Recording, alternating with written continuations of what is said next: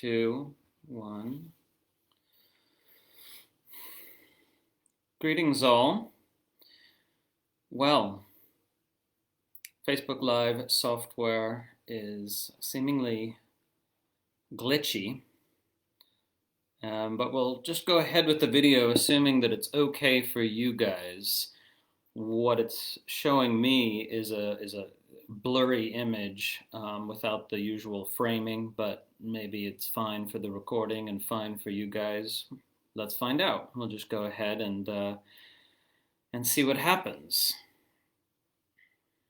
But this is probably the last Facebook Live Q&A video in Tantric Yoga Now, because the next one will be hosted on our new Tantrika Institute online learning portal, which I'm happy to say is launching in less than a week. Very probably. Almost definitely. Less than a week. So yeah, this is a big week. Okay, so a couple people say it looks fine for them. So this is a big week. You know, there's a major and majorly fraught U.S. election that resolved itself to the satisfaction of a majority of the members of this community, I would say, without getting into the politics of it. But yeah, there's, you know, for many people, certainly not for everyone, but for many people, this U.S. election is feels like a hopeful turning point, and that a lot of people whose hope was dwindling have had it restored, and that is particularly hope in the possibility of a functioning civil society. Now, that might not matter to people who live outside the US, and yet social and economic collapse in the US would severely affect the whole world and possibly even instigate a worldwide depression. So that's why I think people outside the US are right to be at least somewhat concerned or interested in what happens there. Now, of course, none of this has any particular spiritual relevance, right? Because the ups and downs of a particular nation state, of a particular political entity, do affect the sort of everyday lives of the residents of that nation state. And it's, of course, much more pleasant and easier to live in a functioning civil society, just like it's much more pleasant to be in a secure, functioning relationship in terms of, if you're involved in a kind of partnership sort of relationship. The terminology that some experts in that field use is secure functioning relationship. You know, that's lovely. And also, it's not, in fact, necessary for the spiritual life, right? And indeed, sometimes a very challenging relationship or a moderately challenging relationship is even more beneficial for the spiritual life, right? I'm not necessarily advising that, but just to say that living in challenging times is in many ways good for sadhana, even though it's not so good for the goal of just living a pleasant life, or an easy life. So anyway, just a few words about that. So yes, a big week for us also at Tantrika Institute, which is this sort of fledgling organization that we've been forming that's now just over a year old, because its first anniversary was on November 1st. And we have a fun challenge ahead of us, because we hope to curate the growth of this fledgling spiritual organization in such a way that it does not fall victim, one might say, to the usual kind of dramas, problems, issues, and challenges that most spiritual organizations have as they grow. So now that might seem perfectly naive to articulate that possibility, right? But I'm hopeful. I'm hopeful because I and some others involved with the organization have studied quite extensively, how organizations go wrong and how cult dynamics develop, and are kind of brainstorming ways to forestall those various possibilities. Now, may or may not succeed, but it's a fun challenge. It's a fun challenge. And we felt from the beginning of this project, the formation of this organization. I don't even like the word organization, by the way. It's a kind of organically functioning multi-person entity. That we formed in order to acquire the retreat center in Portugal, and in order to build an online learning portal and have staff and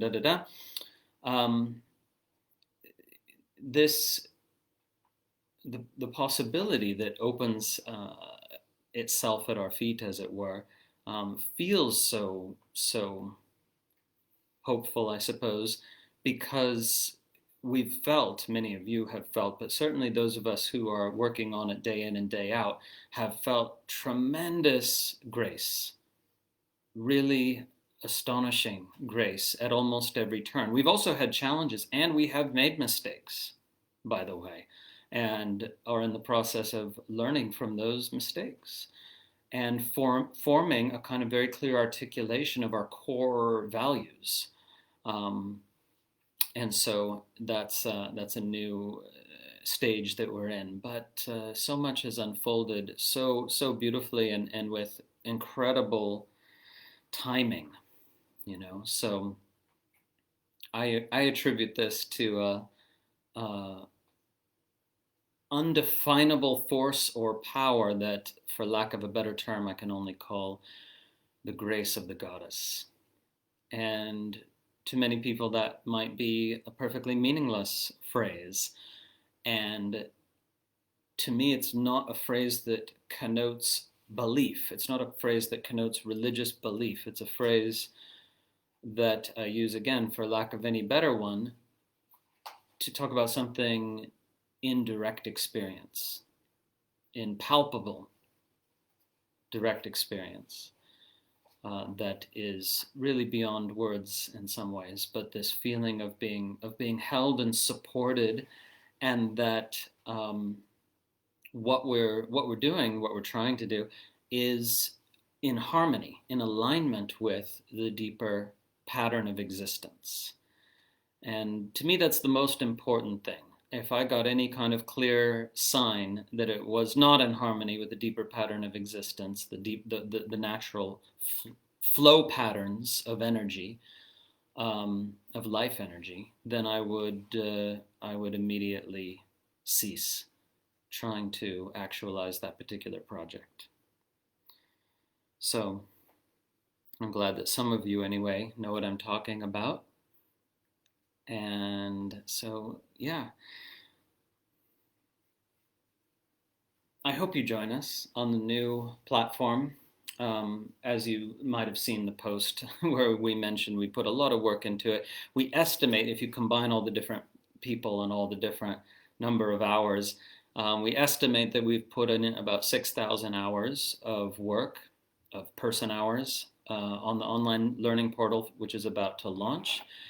And it constitutes something like 10 million lines of code.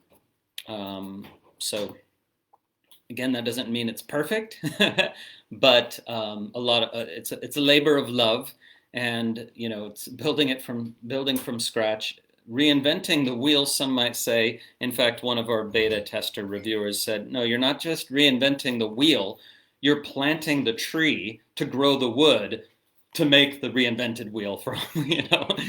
And that's partially because we don't want to do what others have done, which is plug in third-party software We want to have total flexibility and be able to customize it to our community in any way that we like. So that ends up, being, quite a challenge, but a worthwhile one.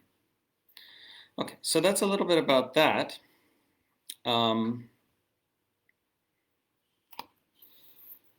in the live chat window, the live feed, Sarah says, "I'm very glad you are studying cult dynamics and looking for ways not to fall into that state."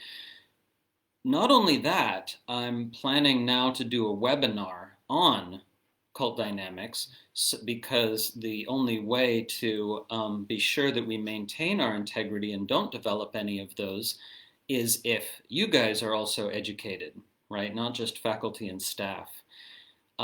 So I really like Robert J. Lifton's work on cults and cult dynamics. He was a great psychologist. And so I think I'm going to do a webinar on the kind of primary things that he talks about to watch out for, both in an organization that you're kind of shopping, that you're like checking out, do I want to be part of this community? Do I want to be part of this group or organization? Things to look for, things to check out, but also things to keep an eye out for developing in an already existing community. So anyway, more about that later. We'll do a webinar on that. And it's a very interesting topic also. It's a fascinating topic how things that start off with the best of intentions can go off the rails. And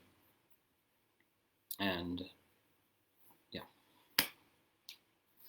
So moving on to your questions. So far it's been a bit of a community meeting video, which is great also. We need those. Okay. So I like to prioritize the questions that were put in the thread previously.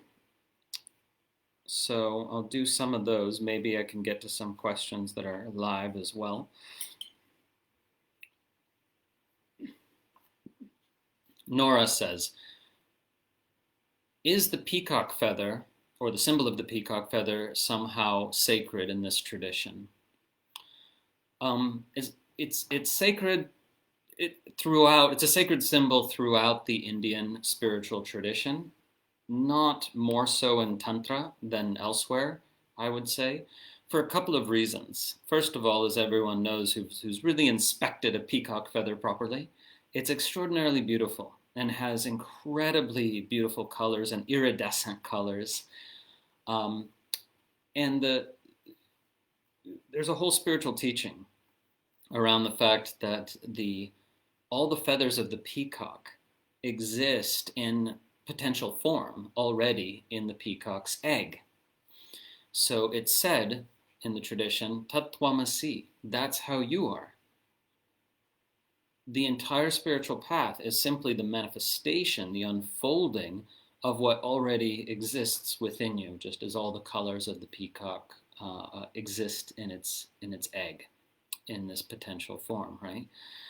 Now, this, as far as Tantra is concerned, is kind of an imperfect metaphor, right? Because it implies sort of too much of a process. You have to do all this work to grow and fulfill your potential, sort of thing, and that's not really the tantric view. In fact, the tantric view is more like the spiritual work involves not so much growth, because growth is actually good for psychological health, it's good for relationship health, it's good for a successful life, successfully negotiating the conditions of embodiment.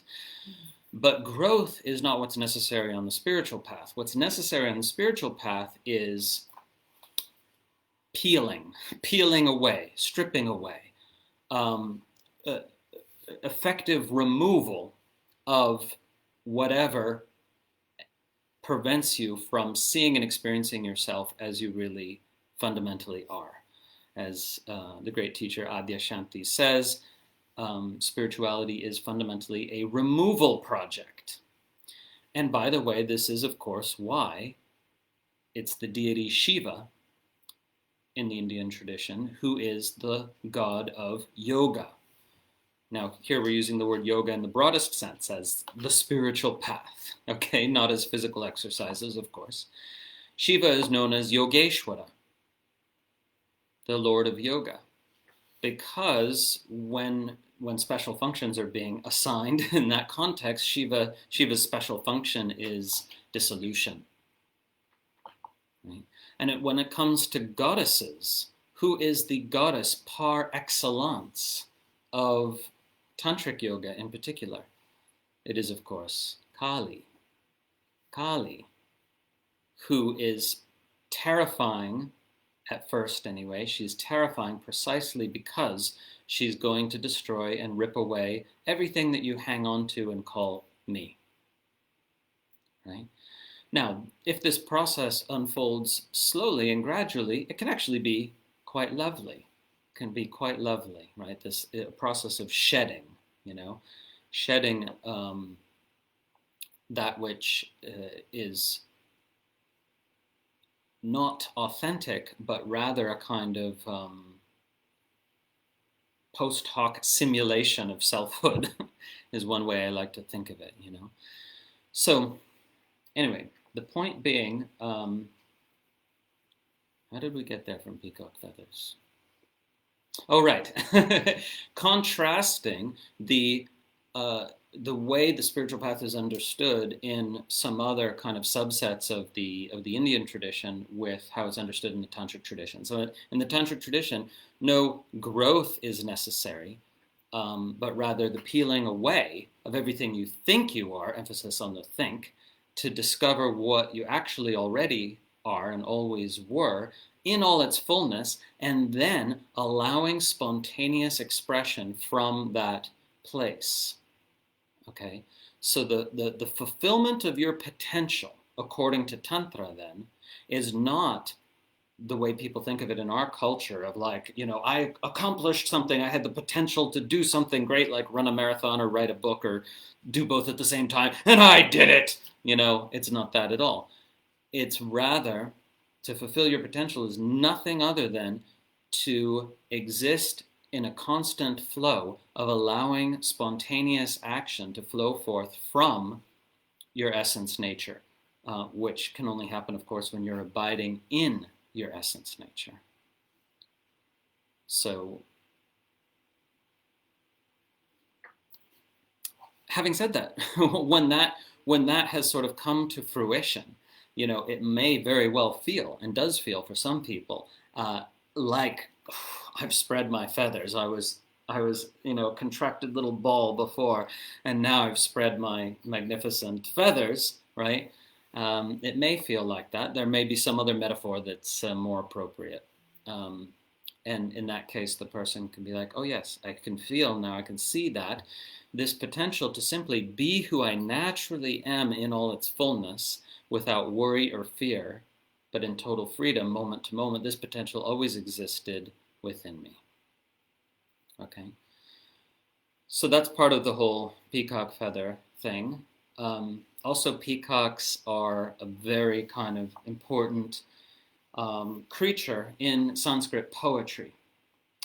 And especially Sanskrit poetry loves to celebrate the way peacocks dance in ecstasy at the coming of the monsoon rains.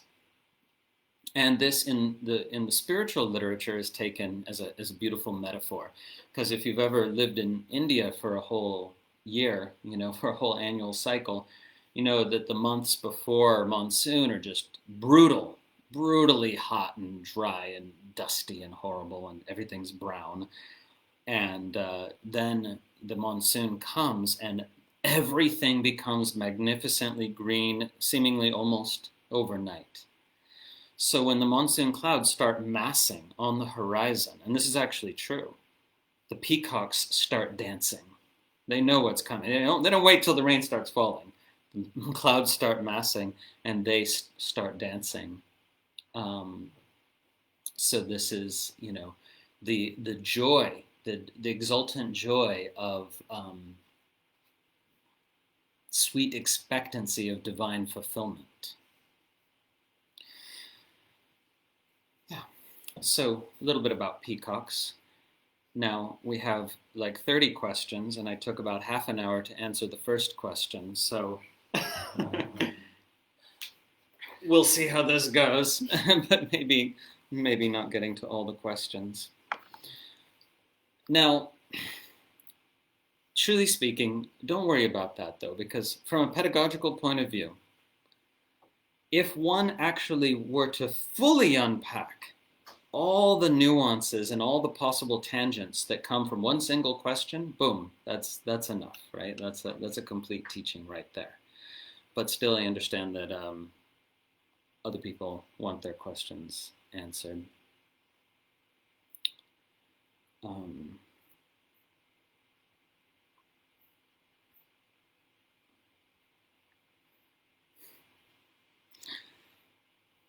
Nora says, who asked the question, right, so it seems people with peacock feather yoga pants and mats are a bit uninformed.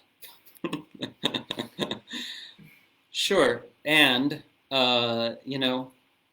it's really such a relief, as I'm sure you know, Nora, it's such a relief to be free of judgment of those who are doing their practice in their own way, perhaps a superficial way because they're not yet ready for more, because they've just discovered physical yoga, they're into that for a while, and then they're like, what about this spiritual philosophy I heard about, right? It's such a relief to be free of judgment of people doing whatever practice in whatever way, and to just have that beautiful non-judgmental openness of heart that's like, okay, you go be you, It's and it's good to put it to the test, It's like in the yoga world, maybe one of the stronger tests of this principle is when somebody shows up with that horrible T-shirt that says "Namaste, bitches."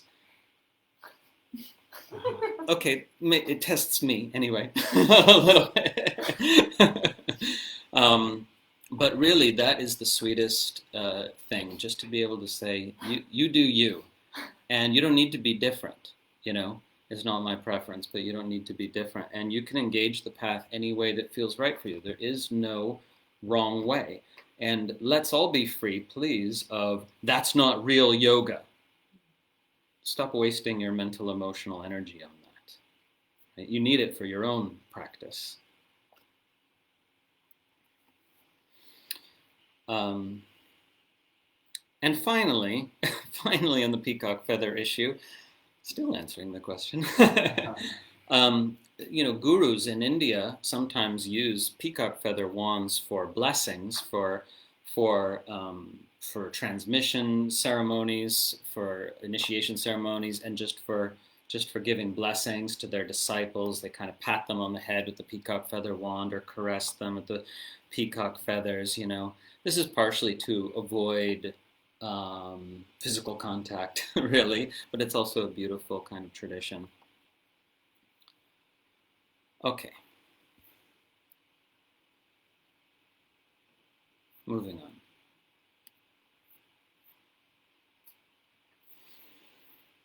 Antonia says, I would like to know more about Yoga Nidrā in the Shaiva Tantra tradition. The origin of this practice in classical yoga too. Scriptures that mention it. Well, this is interesting, right? Because Yoga Nidrā, as practiced today and in the 20th century, it's not found in the pre-modern tradition at all, right? So the kind of fully formulated version of Yoga Nidrā first appears in the Bihar School of Yoga in, 1970s, 1960s, something like that. Swami Satyananda wrote a book of Yoga Nidra scripts. He developed the modern version of the practice. And he was certainly inspired by a number of elements of classical tantric yoga, the central of which is mantra nyasa, So this practice of installing mantras and mantric energy in each body part in a systematic way that follows much the same pattern of the activation of the parts of the body that you get in Yoga Nidra, and it's a central element of Yoga Nidra. And there are other elements of Tantric Yoga that get sort of incorporated in this modern practice. But I want to be clear, a modern practice, the fact that it's modern is in no way invalidates it when the tradition is very much understood to be a living, organically developing tradition. And there is such thing, as Kavita and Kolbjorn and others like to stress. They like to stress the priority from their perspective of what's called the oral practice tradition, which basically means the transmission through oral instruction of practitioners who are considered masters, in a live teaching context, and they transmit practices that are not always found in the textual record, but they are in no way invalid if the people doing the transmitting, doing the oral instruction, are to some extent or another masters of the tradition that they teach. So what I'm alluding to here is the fact that the tradition itself, the pre-modern tradition itself, acknowledges that it's legitimate to say that whatever a accomplished tantrika teaches is tantra. Now, this is of course potentially dangerous when it comes to these issues of cults of personality and so on. So since the followers of Rajneesh, for example, later after his conviction for multiple crimes known as Osho, if the followers of Rajneesh believed, and they did, that he was a tantric master, then by virtue of that, everything he taught was tantra. But if that is not in fact the case, then that's no longer true.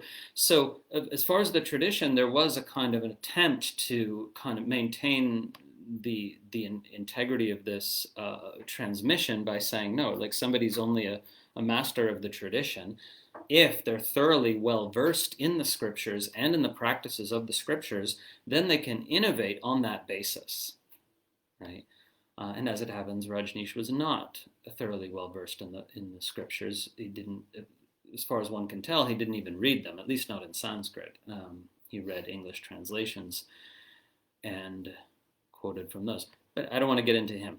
Point is, there is a potential kind of problematic concept in the tradition that, again, whatever's taught by a master of Tantra is Tantra, even if it's not found in any scripture. And Swami Satyananda himself is a completely problematic figure as well. An acknowledged master of the tradition, both textual and oral, but also somebody who allegedly got up to some really bad behavior early on.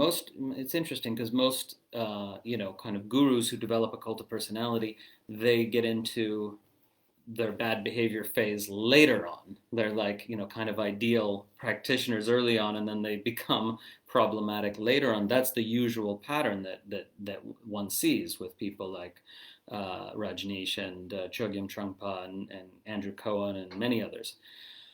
But in Satyananda's case, assuming there's any value and merit to the allegations, he was up to his bad behavior early on and then ended it. So one wonders about the possibility, I'm not saying this is true, but one wonders about the possibility that he was, that earlier on, I'm talking in the 60s and 70s, when he was already a master of the practice, he was in fact not a realized being. But he was still a guru. It's perfectly possible in Indian society, by the way, and in Indian culture, to become a guru, a full-fledged guru, without being a self-realized person, self-realized being. And so who knows, maybe, he made that shift at some point, and that would help explain why we don't see this bad behavior from him in his later career, but there was bad behavior from some of his disciples. Anyway, that's of course a topic I don't want to get into much more than that right now. It's a huge topic that deserves another whole webinar, of course.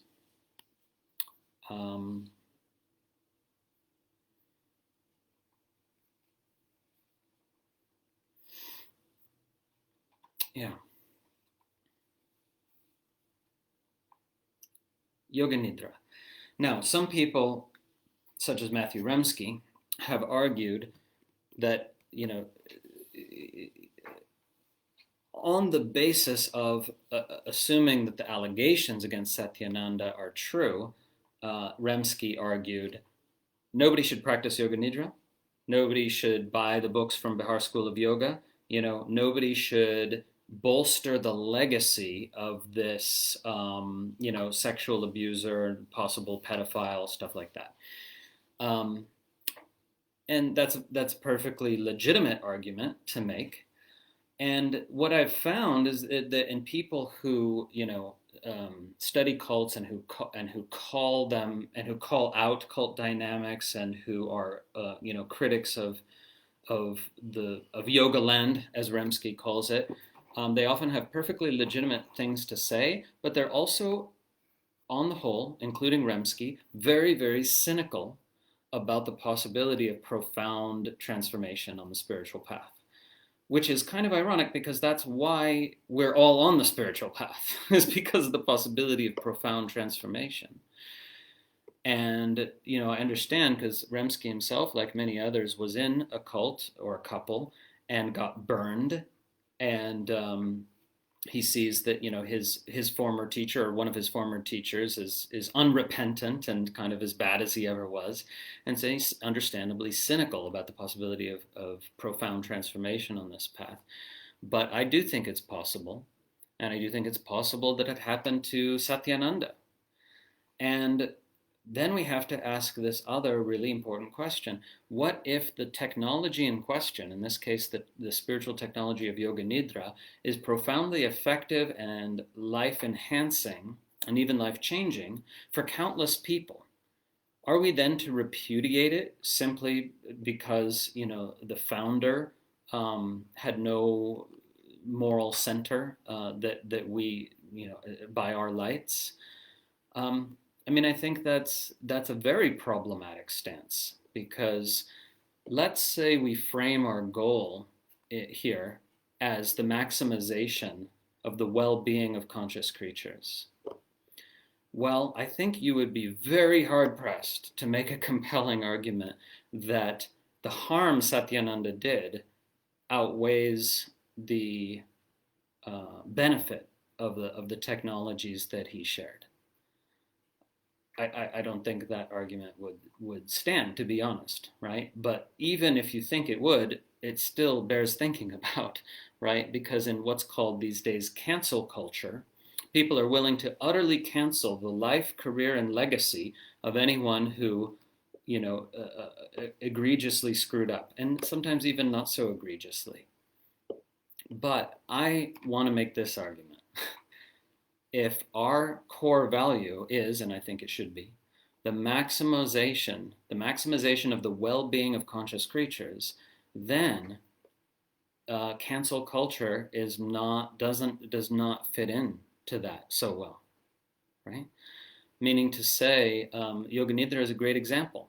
You know, Richard Miller, a great teacher of Yoga Nidra, he calls it by the name I Rest, which might sound like it's a cheap knockoff of iPhone, iPad, and so on, but he actually came up with the name before iPad even existed and before iPhone even existed, actually. So they kind of stole the name from him, if anything. I think he had the name I Rest 30 years ago or something, 25 years ago. Anyway, I Rest is also Yoga Nidra. And there's many other people out there sharing this practice very effectively and uplifting people's lives with it. So, yeah. like I said, if you take any one question and explore all the ramifications, there's a lot of a lot of ground that can be covered. But that's it. That's all I'll say about that. You know, in terms of moral stance, okay, it's not all I'll say. It's almost all. But here's my PS. In terms of moral stance, I do think it's very deeply problematic that the Bihar School of Yoga has not apologized or made reparations to the families of the ashram kids abused in Australia. I think it's deeply sad and reprehensible that they have not made reparations. And so I do think if you're going to buy Bihar School of Yoga books, buy them used. It's that simple. Buy them used. Don't buy them new. Don't give money to that organization. But the technologies are valuable and they are real. And they are authentic, most of those. So that's a good thing to be aware of, I think. Having said that, finally, Satyananda and his ghostwriters, of which he had many, did publish practices that are not supposed to be put in books as far as the tantric tradition is concerned. So, you know, they're considered potentially hazardous to try to like just get these practices, try to practice out of a book when we're talking about tantric practices, you know. Still, there's a lot of good material in that library of Bihar School, and Hatha Yoga aficionados should certainly be aware of books like Asana Mudra, Bandha Pranayama. It's those 4 words, I'm not sure in which order. And then there's other books like Meditations from the Tantras, and they have good material, and the good material is often mixed in with not as good material, which is normal when it's books composed by committee. Speak a little bit more on Yoga Nidra topic, but from the actually traditional standpoint of the view of Yoga Nidra. So Marcella here says, what about, you know, sort of what would be the purpose, or how does Yoga Nidra work from a traditional standpoint? Again, this could easily fill up the whole rest of the question time, but very briefly, Yoga Nidra as a practice seeks to facilitate the accessing of a liminal state of consciousness between waking and dreaming, right? So if the practitioner is sufficiently, if the instructor is sufficiently adept, they are able to help guide you into this liminal state of consciousness where you're not in waking state, not in dreaming state, but exactly in between. Now it's said in Tantra tradition and many others that you can do really deep practice. That's not exactly the right phrase. You can have deep releases, openings, realizations, and deep relaxation in this liminal state. So many teachers say in this tradition, if you have not learned how to deeply relax, you have no business doing any but the most basic practices of the tradition. Like if you cannot deeply relax, then the intermediate, let alone the advanced practices are unavailable to you. So Yoga Nidra is partially about that. But it also allows for, you know, this rotation of consciousness through all the parts of the body is something that helps to even out the energy of the energy body. I don't really have good language for this, but what can happen in the energy body is flow gets stagnant. There's sort of too much here and not enough there. It's uneven, it's unbalanced, more one side than the other, more sluggish here, more sort of too watery over there. And this is all stuff that's sort of non-conceptual, so when you put words to it, it sounds funny. But Yoga Nidra can really help to balance all the energy of the body and the subtle body. And it also functions to purify the buddhi, right? So like when you're doing all this kind of image visualization, it has this kind of cleansing effect on the faculty of imagination, um, and there's more to it than that. But like most practices, I recommend that you try it and experiment with it and see how it works for you. Um,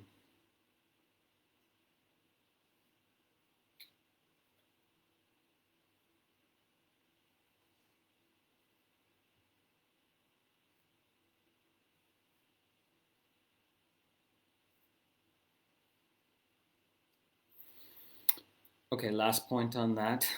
Sarah says, I feel uneasy trying to make a simple balancing between the suffering of abused kids and the benefit of yoga nidra practitioners. I'm otherwise sympathetic to your argument. Of course, it's not simple. It's complex, but we also have an issue of past versus future to examine here, right? Because that suffering has ceased. It's not ongoing. Well, I'm sure some of them have post-traumatic stress, right? But further crimes, further wrongs are not being perpetuated by those people. That has come to an end. And the benefit of potentially millions of Yoga Nidra practitioners is still in the future. Do you see what I mean? So from that point of view, how does it help, the kids who were abused to not support the promulgation of a beneficial practice in the future? Of course, there's more to it than that, but I think these things they bear consideration, and all too often we get black and white presentations, of just this is wrong, and the other side says no, that's wrong,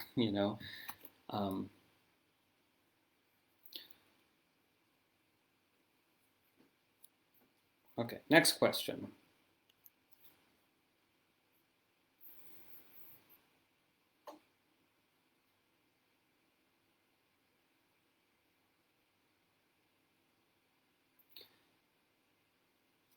Francisco talks about kind of pulling away from the political scene, getting overwhelmed with it.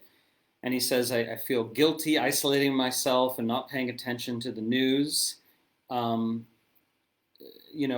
he felt like he needed to get away. And he says, were my actions, in your opinion, in line with Tantra? I was present, worshiping the unknown, and in full acceptance, but was I just hiding from the planet because I can't do the rat race?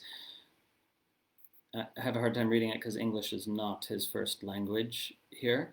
But I talked about this before, and it's really important to realize that even though Tantra is a path of engagement, that doesn't mean you have to be engaged with everything, right? It's a path of engagement with life in the sense of cultivating intimacy with life, intimacy with what is. But life is vast and complex. So there's nothing in Tantra about you should be engaged in the political process. If you feel called to be engaged, right? Tantra, in a general sense, is anti-transcendentalist, meaning to say, Tantra teaches that it is non-beneficial to yourself and all beings to remove yourself entirely and try to access some transcendent higher state of consciousness and leave the world behind and leave embodiment behind, right? So Tantra is an anti-renunciate path in that sense. It's saying don't abandon your family and job and society. Don't become a renunciate sitting in a cave somewhere. Rather, we realize a deeper level of awakening when we practice in the midst of human society and its challenges, right? And the argument Tantra made is that the kind of realization that a renunciate achieves alone in his cave is not very, it's not very deep and it's not very embodied, as we see when he's subjected to what's called the market test. When he comes down from his cave and goes to the market, you know, and somebody steps on his foot or whatever, and he says, "Don't you know I'm a holy man?" You know, or something like that. That's the simplistic version of the story. But you see, so Tantra is certainly an anti-renunciate path, but that doesn't mean that you have to somehow be engaged with everything, right? You don't, maybe politics isn't your thing, right? But being intimate with life and what life calls you to, rather than saddling yourself with shoulds. That's what we're talking about.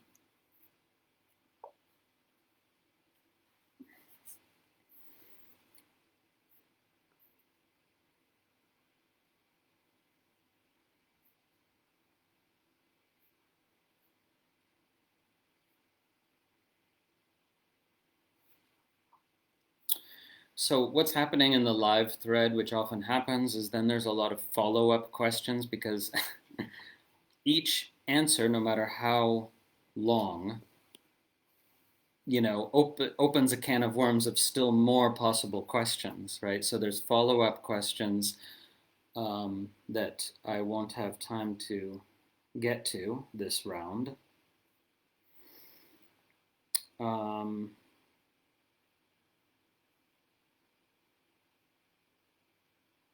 Yeah.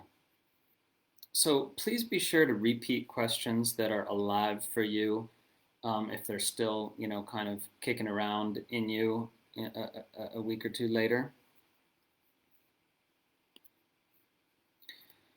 Okay, Eric says, since recognition of one's true nature is so beautiful, why did I ever cease to recognize my true nature in the first place? Did I choose to do so freely? I'll read that again. Since recognition of one's true nature is so beautiful, why did I ever cease to recognize my true nature in the first place? Do I choose to do so freely?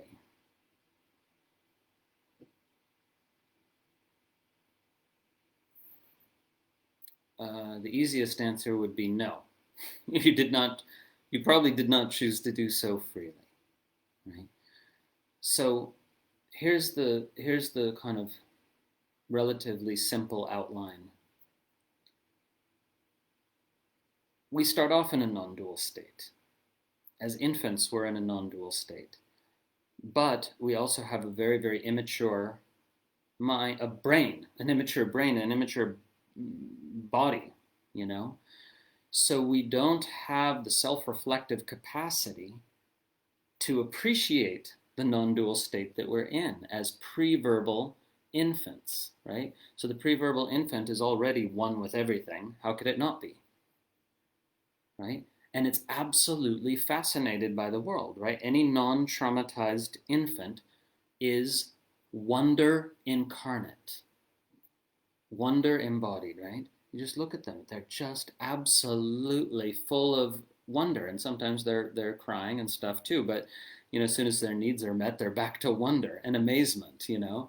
And just getting close to them, put your little face there, and they're like, you know? And anyway, this is the appropriate response to non-dual experience. Wonder. Everything is wondrous and vivid and new. Also, in the non-dual state, everything is new, moment to moment. Everything is fresh. Nothing is a repeat of anything else, because only the mind, the reductionistic mind, thinks this moment is like some previous moment, when in fact each moment is unique, fresh and new. So baby's already in that state, but without the self-reflective capacity, the vimarsha, to fully appreciate it, right? So, you know, the way Tenzin Wangyal put it, I love the way he put it. He stated it in terms of thesis, antithesis, synthesis. He said, first, as babies, we have unity without awareness. Then later, as teenagers end up, we have, or even verbal kids end up, we have awareness without unity. And then on the spiritual path, we seek to actualize the possibility of unity with awareness. So Tenzin Wangyal articulating it very, very simply according to the terms of what's called the Hegelian dialectic, right? Thesis, antithesis, and then synthesis. It's a better way of explaining what Ken Wilber was trying to explain with the pre-trans fallacy, right? Trying to say, no, we're not going back to our infantile state, except that in a way we are. We are going back to our infantile state, but with full, mature, adult awareness. And that is the best of both worlds. That's the match made in heaven. Okay? So, yes, you did, as it were, relinquish recognition of the true nature of reality as non-dual consciousness, because you developed a self. And that development of a self, of course, happens as soon as you're verbal, right? It really gets kind of contracted and compacted in, as a prepubescent, as a preteen and as a teen, right? And then you're in this state of being horrifically self-conscious, and your newly minted self is just completely awkward and doesn't know what, it's and you have to go through this kind of phase, right? But even before that, kids are already forming the sense of a separate self through language, me versus you. They didn't have that before, right? And mine versus yours. And parents reinforce this very, very strongly, right? This dualism, because the first problem they run into is that their kid wants to keep the toy that belongs to the other kid. Mm-hmm. So in our society, our capitalistic society, but things belong to people, and you can't, take their thing. Of course, in tribal hunter-gatherer societies, all the toys are common property of all the tribe, so they don't actually have this problem. Not right off the bat, right? So the parents have to explain to the poor kid why the toy is not his, when it's perfectly obvious from the kid's point of view that everything is his or hers. And he's right, right? And so then they have to teach them and lecture them extensively on this principle of, no, that's not yours. This one's yours. And look at the kid's face. At first, they're just utterly uncomprehending. What the fuck are you even talking about? Just like we do kids this terrible disservice when we tell them, you're not the center of the universe, Again, look at their poor little faces. They're like, but I obviously am. Wherever I go, there I am. I wake up in the morning and boom, I'm in the middle of everything, every time. Right? They don't have the words for it. But from their perspective, they're obviously the center of the universe, and they're right. Right? So we say this to them as a weird way of trying to say, please consider other people's needs. But we have to sell them on this idea, we think we have to sell them on this idea, that they're just a relatively insignificant speck in a vast universe, and not the center of it. When in fact, every conscious being correctly sees themselves at the center of the infinite web of life. And this makes perfect sense, even from a geometry or physics point of view, in which every point of an infinite universe is the center. Right? So anyway,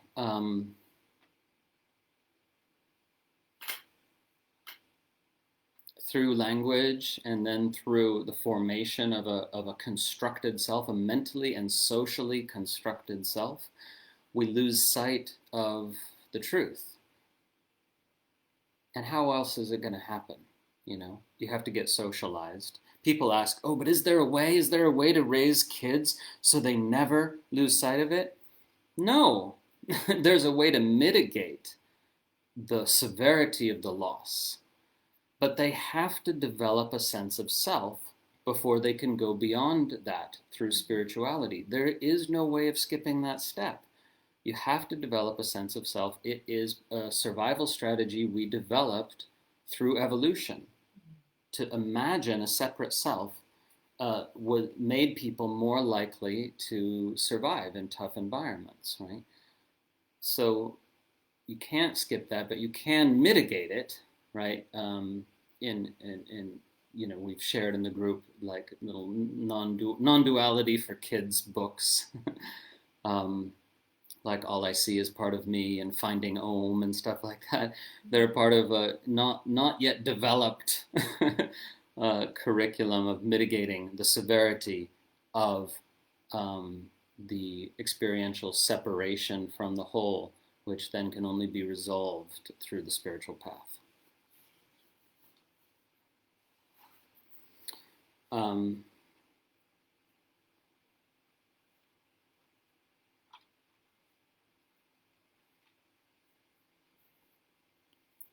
Okay. More could be said about that, but we'll move on.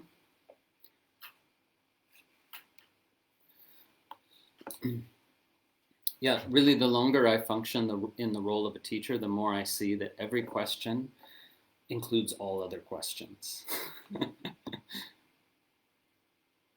Maybe someday that's what we'll do. There'll be one question per day. And we spend the whole day unpacking every ramification of that one question. It sounds like fun.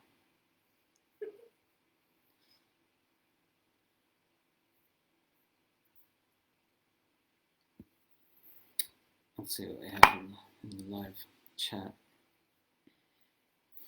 Some of you type a lot in the chat window, and I just want to remind you that multitasking is not a yogic virtue,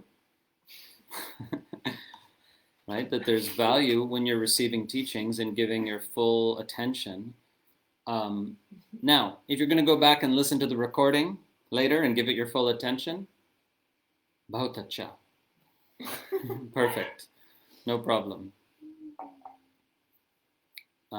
But, even if you think you can pay attention while also typing your thoughts, let me tell you that's not true.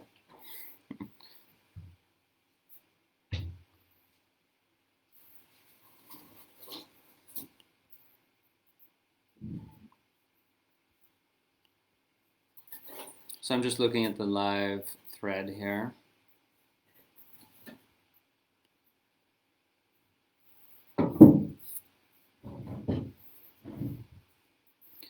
Daniela mentions a version of Yoga Nidra she experienced at, that's very loud, I think, Marcella, for them. That was our fireplace, by the way. Daniela mentions a version of Yoga Nidra she experienced in a 3-day seminar at Thich Nhat Hanh's Plum village. That was a life-changing experience, and the very first time she felt Śakti move in her body. Didn't even know what it was. I'd like to hear about that, Daniela. I had no idea that they did any kind of Yoga Nidra. I mean, actually, Thich Nhat Hanh is not Zen. He's Vietnamese Mahayana Buddhism. But yeah, I'm still surprised to hear that Yoga Nidra was taught, and I wonder if it is Satyananda's type of Yoga Nidra or something quite different. I would like to hear more about that.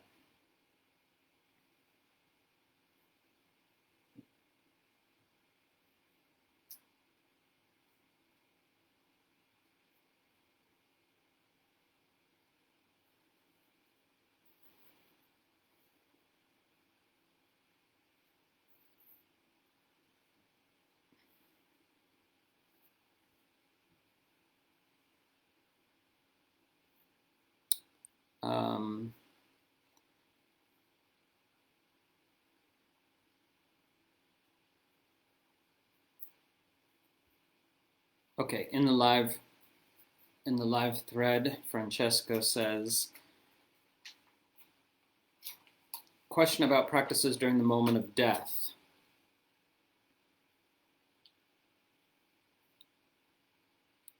I felt very helpless when I witnessed the passing of my mother. What practices can we invoke when witnessing the passing of someone else? What practical steps can we take when we help or support or guide loved ones when they may not be spiritual practitioners or even believe in God? So, as hard as it is to let this go, of course you've simply got to let go of the idea that you can save anyone, you know, on any level, in any sense. You know, there's nothing you can do to ensure that somebody has a good death or that they take full advantage of the opportunity of death.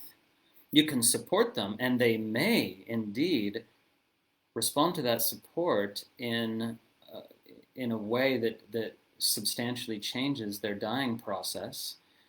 But there's absolutely no guarantee, as always, as with everything else in the world, you cannot determine outcome. And if you're attached to or clinging to the possibility of being able to determine a particular outcome, you will suffer. And your suffering doesn't help anyone. I know Francesco knows this, but the reminder is always good. So the answer is the same, you know, as for most things involving other people. Do what you feel called to do. Now, yes, there are things in the tradition, like, you know, a mantra to whisper in the ear of the dying, you know, and practices like that. But if this is someone you deeply love and care about, and you have a strong, naturally arising intention to support their transition, then you will support their transition, whether or not you know the Brahma Vidya mantra. Okay? So don't imagine, oh, if I had this tool or technology, I could have made a difference instead of not. No, be there to whatever extent you feel called, and intend to support the transition, and be very clear within yourself. So strong intention and strong clarity, and you will notice the opportunities to support. And that might be subtle opportunities. There might be opportunities to engage on a level totally beyond the ordinary mind. For example, you might have an opportunity, if you're sufficiently connected with that person, to hook up your energy body to theirs right before they die, right? To connect your nadis, your channels, to their channels and flow loving energy, blessing energy into them. And, you know, the thing is, they have to be open to it. And this is even if they're unconscious. Even if they're unconscious, they're open or they're not open. And you probably need a substantial practice history for this to work, but it can happen. You connect the nadis, and you flow an infusion of blessing energy into that person, right? But again, it's not something you can make happen just because you want to. The circumstances have to be right. They have to be open. It's, you know, you have to kind of listen and feel for your opportunity intuitively. But like with most things in life, show up and do what you feel most called to do with honest, organically arising intention, supported by the clarity of your practice.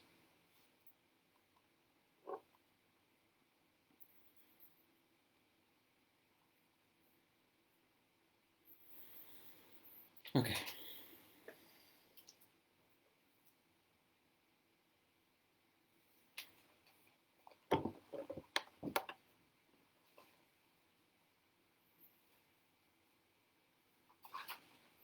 Of course, if it's possible for loved ones to die at home instead of in the hospital, and it's often not possible, and please don't imagine that it's wrong. If somebody dies in the hospital, that's not wrong, right? But if it's possible, right? Because here's the thing that happens is that people are, I think, wrongly trying to prolong life as many seconds as possible, right? And what often happens is people die in the hospital for the sake of a few more days of life.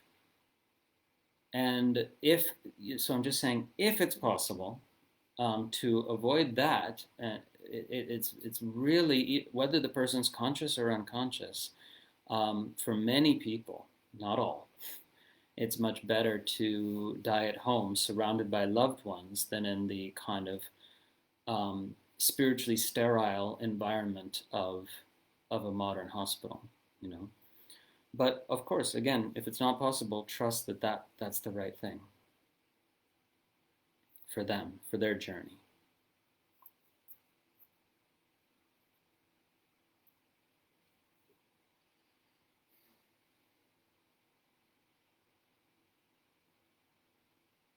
Someone named Jane has a beautiful share about that in the live feed, and this live feed becomes, these comments get saved automatically by Facebook. So if you're seeing the recording in the Facebook group, everything I'm mentioning is there. If you're seeing it on YouTube, it's not there.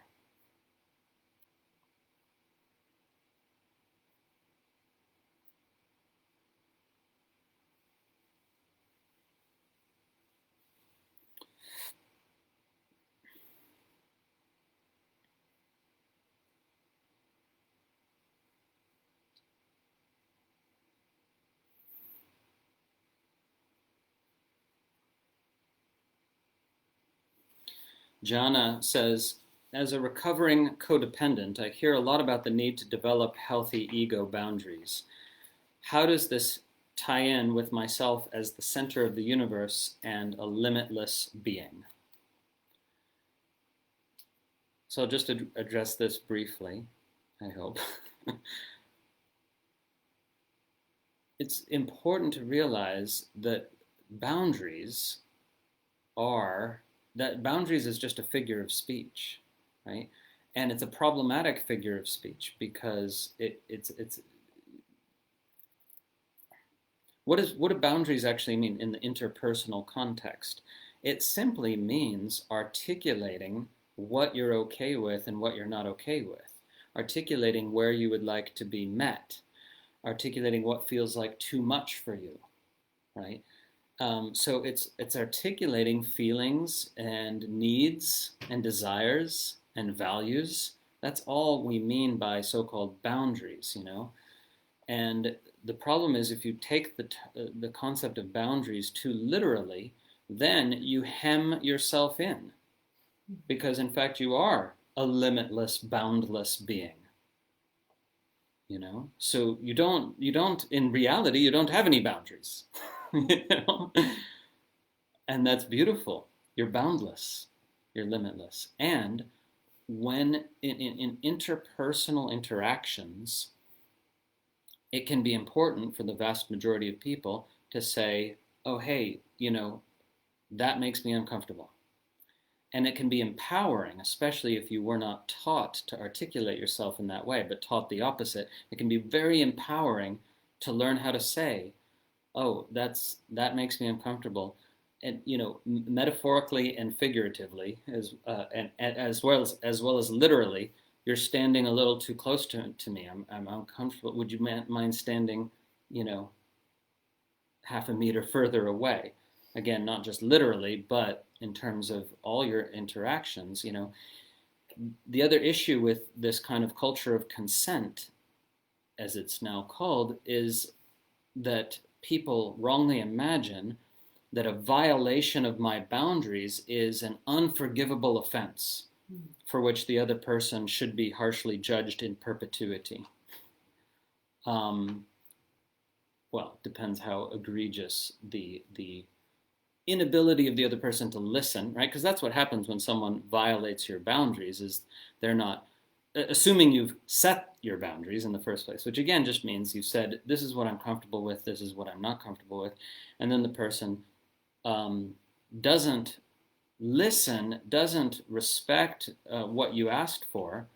And the word respect is problematic because most often it's the case that they simply don't have the capacity to see that boundary that you tried to set as a worthwhile one or a healthy one. It doesn't make sense in their universe often, the boundary that you draw, because, for example, people who aren't traumatized cannot understand what it's like to have trauma. and to carry trauma in your body. They don't understand. So when you try to set the boundary that's appropriate for you as a traumatized body, they brush it away, they dismiss it, and they don't take it seriously because it makes no sense in their world, right? And to judge them harshly for that is, to not see what it's like for them, which is exactly the same thing that's hurting you about them. They're not seeing what it's like for you, So it doesn't make them, it doesn't justify anything. It's just about understanding, right? And negotiating and being able to articulate yourself and finding better and more effective ways to articulate yourself. For example, saying to the person, hey, it seems like you what I shared about what feels okay with me and what doesn't didn't fully land for you. I didn't get the sense that it fully landed for you. I need to see and feel that what I said fully landed for you in order to feel safe being around you. Would you be willing to slow down for a moment and look me in the eyes and let me know that you really heard me and that you would like to respond in the, that you would like to honor that boundary, And they may say, no, I don't want to. And then okay, that's not someone I'm going to hang out with or be around, right? That's your choice. So boundaries, though, are meant to be places where we meet each other, not places that we push each other back from. And I think we do ourselves and others a disservice when we harshly judge someone else's inability to take the boundary seriously.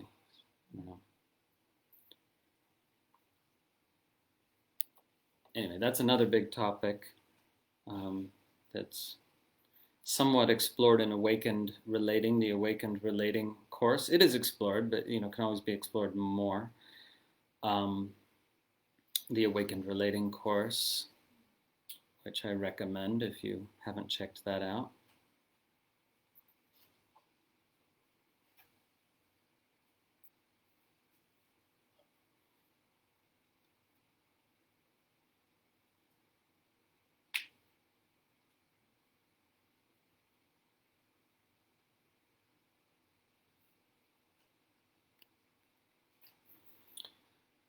Okay.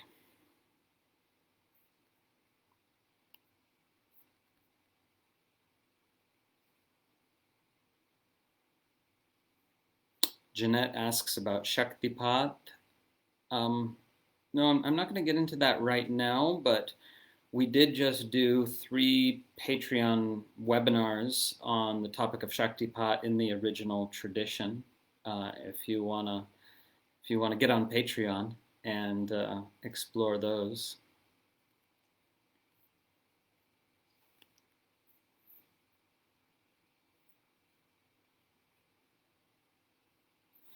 Okay, Megan says,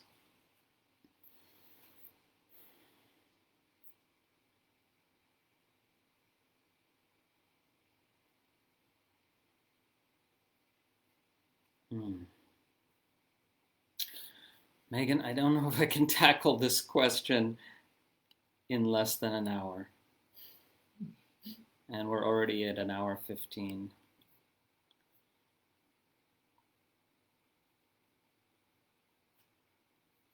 We might need to come back to that.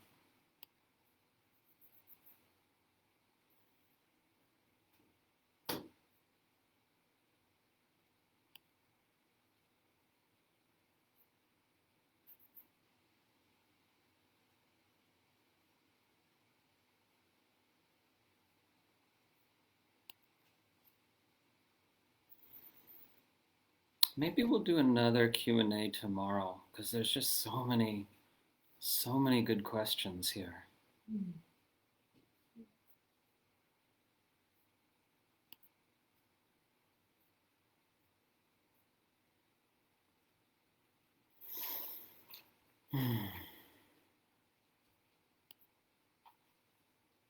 Hardly made a dent. It's okay.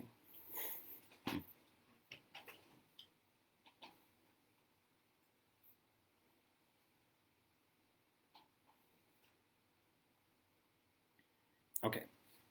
Last one or two. Janine says,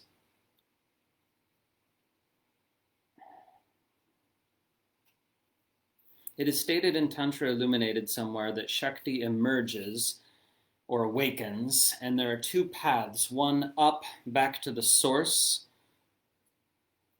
and remembering, enlightening, awakening, and the other is to let Śakti move down, manifest through you.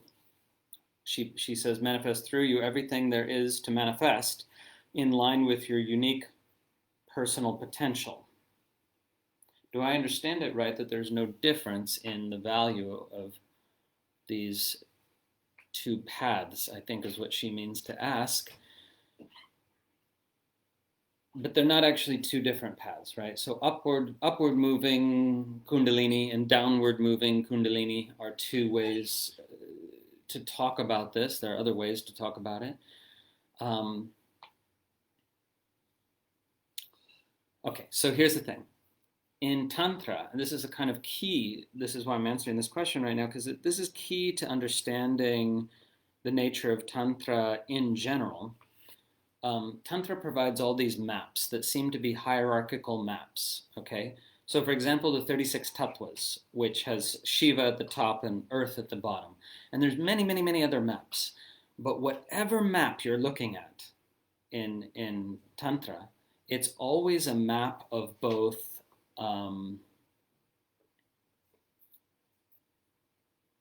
transcendence and embodiment, involution and evolution. So the terms in Sanskrit are Srishti krama and Samhara krama. So whatever map you're looking at, such as the 36 tattvas with Shiva at the top and Earth at the bottom, right? The Samhara krama, that's the upward direction. And Samhara krama means the sequence of dissolution or involution, right? Going deeper and deeper and deeper and deeper into the nature of reality until you've sort of realized the absolute, the ground of being. And of course, that's the thing, is you could equally well see, that most transcendent principle at the top of the hierarchy.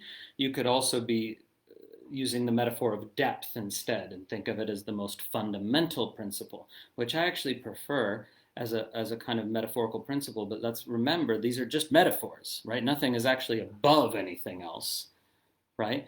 Just like even in music, when we say, oh, higher note and a lower note, well, that's just a verbal metaphor. They're not literally higher or lower, right? So in the same way, the most transcendent principle is also the most fundamental principle. So Shiva, absolute consciousness, the ground of being, is the ultimate, the highest, but it's also the most fundamental, right? But anyway, it doesn't matter. The point is, now you're probably thoroughly confused, which means I was giving too much detail. But anyway, point is, if you're going from Earth to Shiva, that's the direction of Samhara krama, the involution or dissolution, distillation, you could even say, getting down to the most fundamental basics or the ultimate principles of reality, okay? But then this direction, Srishti krama, going from Shiva to Earth, is the direction of unfolding, of embodiment, of incarnation, right? So for most, for most beings, that's sort of the direction of, seemingly departing from the absolute ground of being and getting lost in the world of the particular, as it were.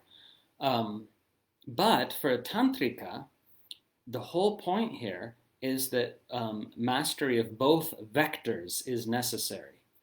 Unlike all the other spiritual paths of pre-modern India, the subcontinent of India, all these other spiritual paths, all the other forms of yoga, Patanjali and yoga and so forth, teach transcendence.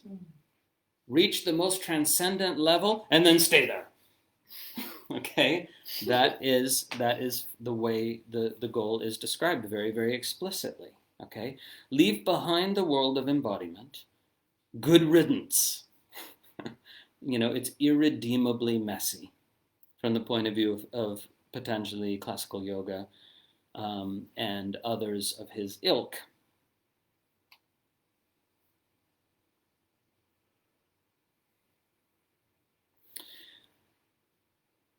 Tantra says you must, not must, but if you want a complete experience of reality, you realize and experience the most transcendent, which again are the most fundamental principles of reality, and then we seek to embody them in every aspect of everyday life.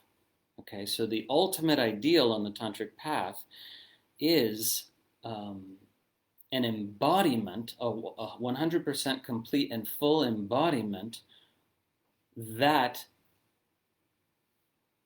is an embodiment of the transcendent. That is to say, because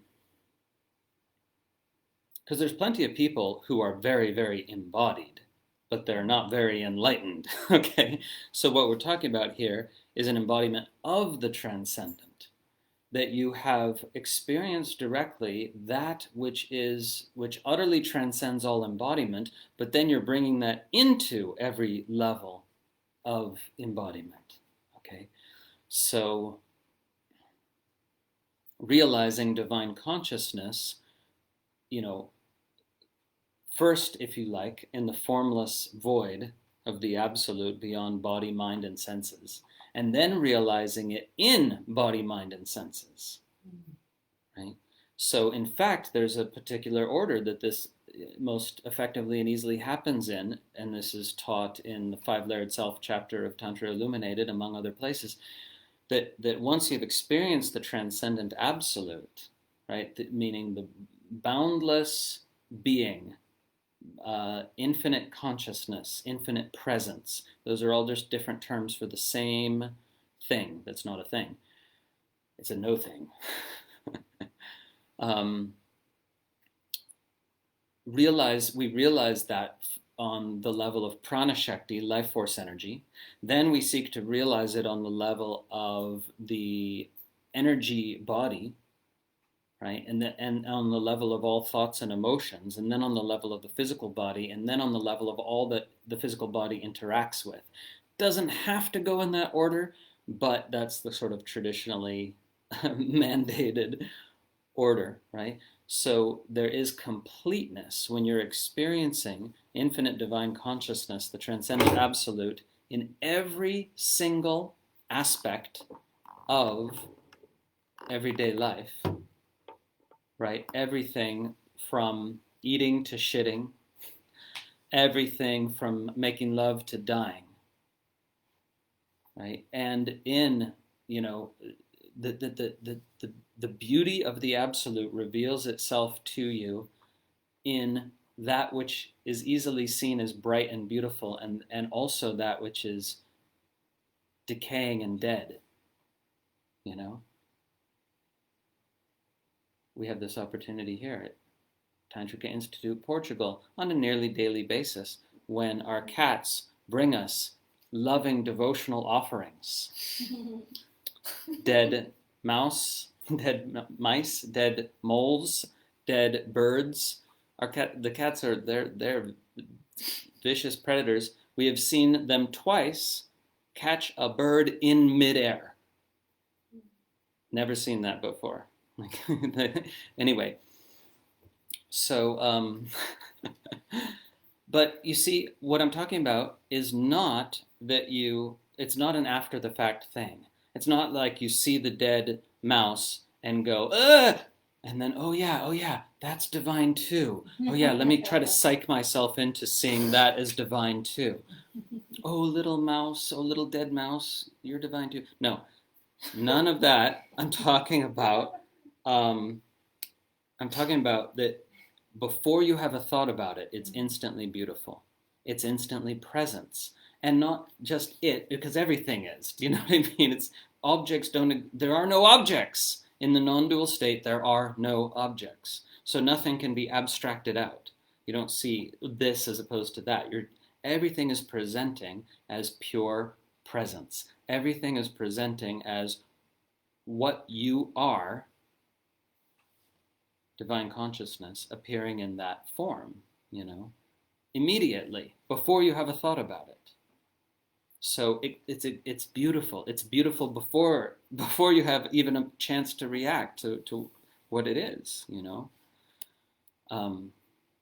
Okay, so anyway, the point is, the greatest scholar, the greatest English-speaking scholar, certainly of Tantra, Alexis Sanderson, summed it up, so well when he said, Tantra is that spiritual path, that South Asian spiritual tradition that argues that the spiritual life consists of transcendence followed by pervasion. Not just transcendence, but transcendence followed by pervasion of the transcendent into what was previously transcended. Right? In other words, that Tantra is that South Asian spiritual path that has these two vectors. And it doesn't need to be, of course, a kind of total transcendence and then a total pervasion, because it can easily go like this, up and, if you see what I mean, you touch some aspect of the transcendent, and then you seek to integrate it. Then you touch some other aspect of the transcendent, and then you seek to integrate that. So it's not meaning to say you need to achieve total perfect transcendence, and then you're ready to start the process of embodiment. No. Embody everything that you have glimpsed, realized, had insight into. Embody what you have tasted. That's an even better verb, right? Because realized implies something that you understand with your mind. No, this is like you taste the absolute. You taste some aspect of the absolute. Immediately start integrating it. Like, how do I live? What might it look like? Not even how. What might it look like to live from this insight? Naturally, organically, unthinkingly, freely live from this insight. And initiate that process of integration, contemplation and integration, with each and every kind of breakthrough or epiphany or insight on the path.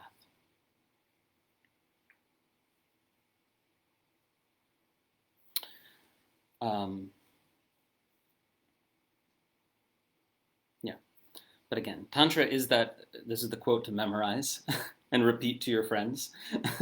Tantra is that spiritual path which teaches that there are two vectors in the spiritual life: transcendence, followed by, in each and every case, pervasion or integration. Sanderson says pervasion, but he means pervasion of the transcendent into everyday life. Actualizing that through your practice, in direct experience. Okay? And why is this so important? Because we have literally millions of people out there saying, what makes Tantra different as a spiritual path is it embraces desire. Yes, it does embrace desire, by the way, but that's not the key defining feature. It's that for the Tantrika, where's the tattva in the tattva system? Where's the tattva that we seek to ultimately land? It's earth. Only on that level, right, are all the tattvas fully expressed. So we must kind of plumb the depths, right, explore the full map, realize what the tattvas of Shiva and Śakti and Sadashiva and Ishvara and Shuddha Vidya, all these tattvas, what they actually are in direct experience. But then ultimately, where do we seek to land? In full embodiment on earth, with all of that present with us moment to moment, with all 36 tattvas expressed, embodied, and present with us moment to moment, without even thinking about it, right? That's what makes Tantra different. It's like, where do you end up in a sense? Right? It's just a way of conceptualizing it. Earth Tattva. And by the way, something amazing happened in pop culture the other day. Because in pop culture, if the word Tantra comes up, I immediately start bracing myself, right? I cringe in advance. It's not going to be good, right? Best example we had recently was the Netflix documentary Unwell, which had an episode on Tantra, what they thought was Tantra, and it was truly horrific. It was like, okay, no progress has been made in public understanding of what Tantra is, seemingly. But maybe that's not true. Maybe that's not true because, of all people, a comedian, a political commentator on The Daily Show, I think his name is Jordan Klepper, he's interviewing people in wherever, New York City or something, about the election. I don't even remember what the topic was because I was so stunned by the Tantra reference that came up. Because he's saying to somebody, yeah, I think we should really explore the whole map. I think we should try to see it from all points of view. I think we should like really get all the details and understand the whole map. I think we should have a tantric kind of politics, actually. I was like, what? Where does he even get this idea? Which is the right idea? It's also an oversimplification, but a mention of Tantra in popular culture that not linked to sex, this was amazing, right? So it was fundamentally linked to, in this discourse, in this political discourse, it was fundamentally linked to the idea of exploring the whole map. I was like, okay, that's a good sign. That's a hopeful sign. That was my hopeful sign on the end of the election day. One of them.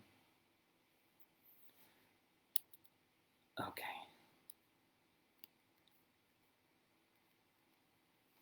Last question.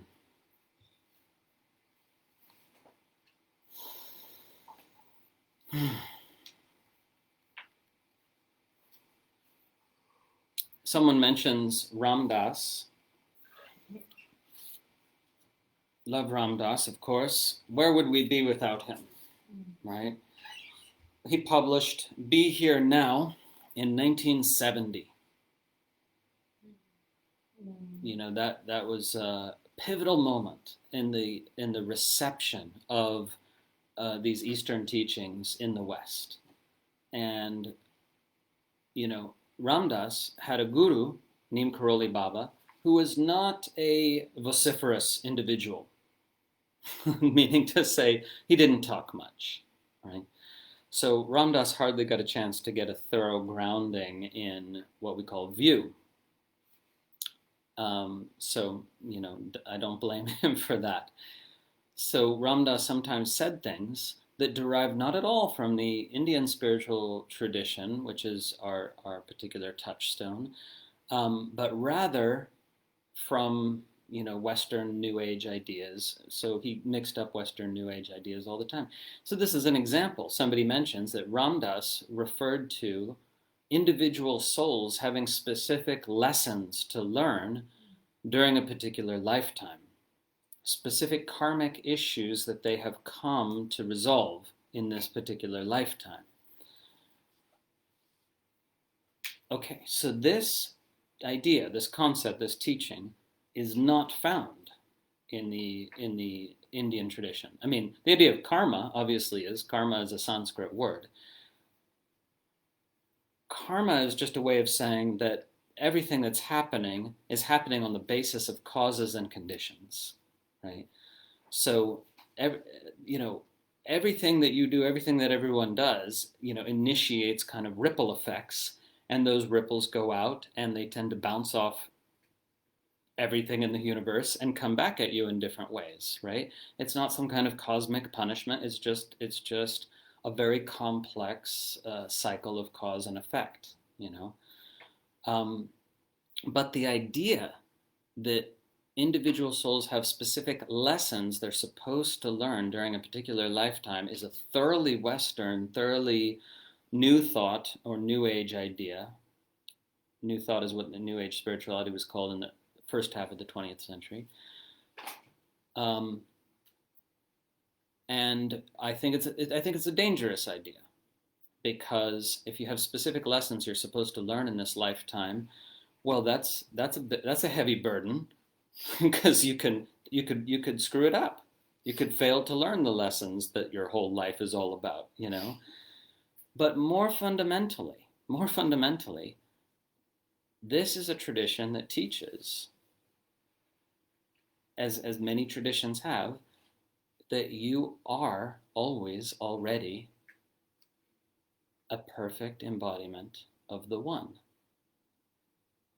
And so what would this learning specific lesson, what would that even be about? There's only one lesson that needs to be learned, and you have every opportunity to learn it in every single second, you know. And that lesson is simply stated as, you're not what you think you are. Your true nature, your selfhood, cannot and never will be found within the contents of thought and emotion.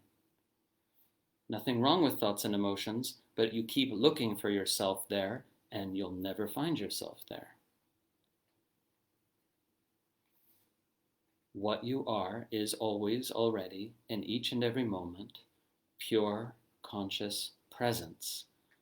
Absolutely beautiful, indescribably perfect, radiant,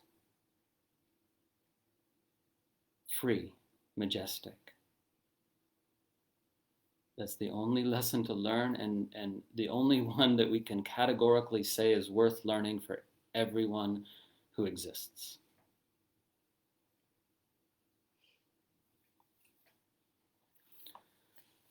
Om.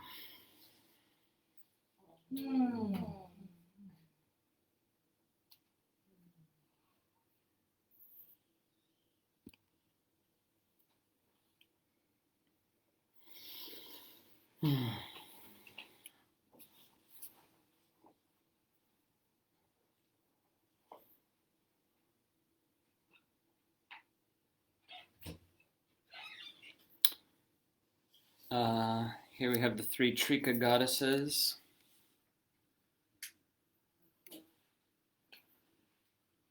And the altar, part of the altar. Got Avalokiteshvara over there and White Tata over there. You know, just introducing you to some of the gang. We also have human incarnations of the goddess sitting around me as well. I won't put them on camera because they're not ready for that.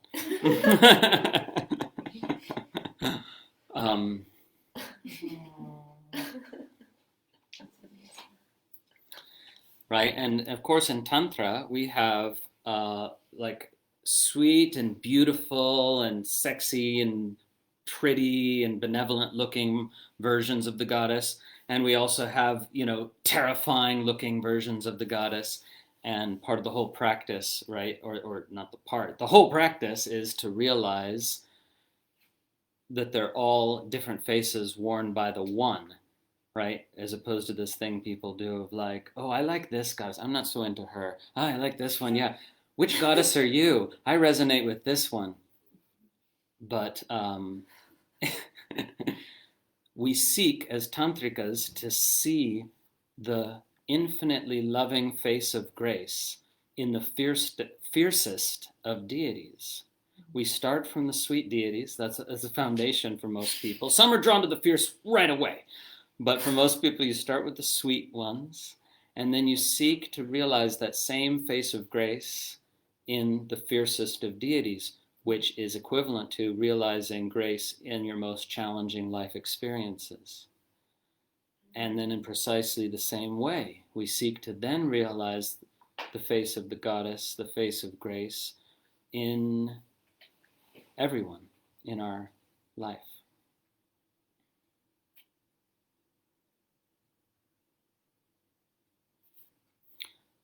That was the postscript. That was the afterword of the video. Once again, Om. Nice to be with you all. And see you next time. Maybe even tomorrow. I might do another one tomorrow. Yeah. Take care, everyone.